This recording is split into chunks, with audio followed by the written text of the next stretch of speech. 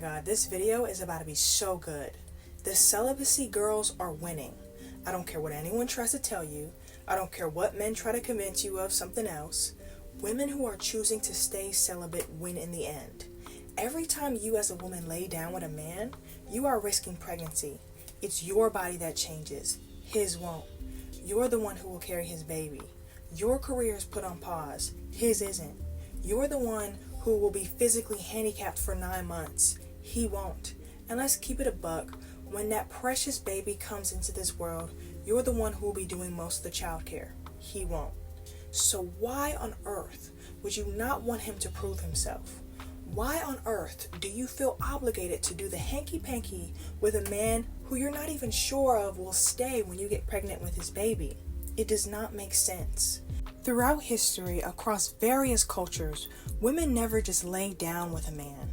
That man would court that woman, take her to a nice show, take her to a nice dinner, ask her father for her hand in marriage, and they did what a husband and wife do. There was a process. They had to vet one another. So for you to be out here giving it up for a man who probably doesn't even like you, you need to start evaluating some things about yourself. Contrary to popular belief, making a man wait will most likely make him want to pursue you even more. But there's a way you gotta do it. This video is going to teach you 7 different tips on how to be celibate and make every man fall in love with you. Number 1, you need to be a woman worth waiting for. This is number 1 for a reason. You need to be a woman he wants outside of intimacy. This means being able to hold a good conversation. This means being feminine. And this means being that girl all the way around. You need to become more attractive, and not just physically, but energetically. Take care of yourself, take care of your health, your mind, your body, and it will start to show. Inspire him. Speak light into his dreams, and he will be hooked on your opinions. Number 2, don't tell a man on the first date that you're celibate. Now, before y'all attack me, I understand this might be the most controversial of them all, but it's important. When you are initially dating a man, it should just be vibes. Y'all are just hanging out. I see some dating advice on the internet, and a lot of it is horrible. Stop turning your first and second date into interviews. When you just meet a guy and you're asking him all these questions about his job, what he does, where he lives, where he went to college, when he wants to get married, how many kids does he want to have? I mean this in the nicest way possible. He will most likely either get very bored or freaked out by the conversation. Y'all are entertaining one another at this stage. This stage should be playful and fun and exciting. You're not getting down to the nitty-gritty just yet. You'll get there, but you have to connect emotionally first. Number 3, show that you are celibate by choice. This is so ridiculously important. You sincerely want to avoid him thinking that you've been treated so badly in the past, and now you are penalizing future men for it. If he asks you how your last relationships were, say that they were great. Say, fortunately, I've only had good experiences with guys, but I just wasn't ready to get married at the time. If you go on this long spiel about how men used to treat you like dirt when you were intimate with them too soon, he's going to be thinking, well then why would you put up with that? Or, well then why do I have to suffer now after you've experienced all that trauma? Show that you are celibate because you simply want to respect your body. Show that you think your body is precious and that you don't want every man having access to it, and leave it at that. Number 4, enough with the guilt tripping.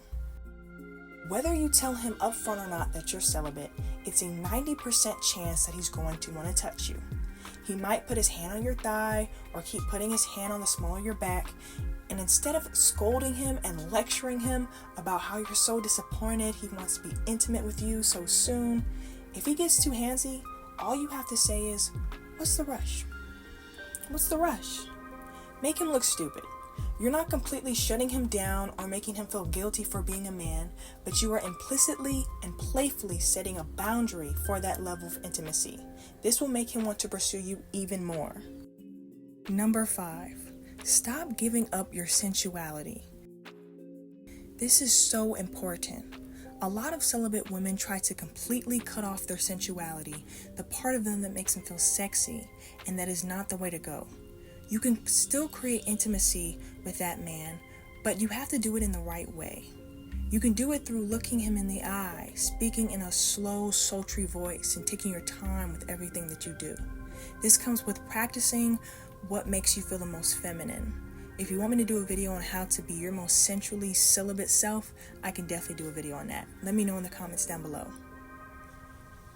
Number 6, create competition. Okay, so this might be a little toxiquita, un poquito. You need to make him believe that you are sought after. Now, this can be illusionary or very real. Me personally, I am a big fan of rotational dating, where you date them all but touch none of them. The reason why is because men like competition. If he feels like you're a good one and he knows that other men know that you're a good one, he won't be so quick to play with you. He knows you'll replace him. So many celibate women scream to the rooftops about, the fact that their phone is dry and no men are pursuing them. Girl, why would you tell anyone that? Especially to a man you're dating. Then of course he's going to take his time. He now knows no one else is trying to marry you or court you. Here is the best and least toxic way you can create competition. You can do this by letting him see you with flowers. If he gets in your car, have some flowers on the passenger seat and make him have to move them over. Or if y'all are on FaceTime, show the flowers in the back. If he asks where you got them from, say they're from a guy at work. Just very casual. Don't rub it in his face, but make it seem like some guy just wanted to buy you flowers. Number 7, only accept celibate dates. I don't know why I have to even explain this point, but so many women continue to surprise me every day, okay? You have to be very careful of the dates you go on. Don't go on any dates past 9:30 p.m. Do not go over to his house, and do not let him come over to yours. On dates, drink little to no alcohol. You don't want anyone losing control while you are under the influence. And preferably, go on dates during brunch or in the afternoon. Let me know which tips resonated with you. I understand that a lot of celibate women have trouble dating, but we don't have to. We can have a very easy time, and in fact, an easier time than the women that are participating in hookup culture have. So comment down below if you agree with these tips or if you disagree, and maybe even add a couple more. I'll see you in the next video. Thank you so much for watching. I'll see you next time. Bye, sis. Love you.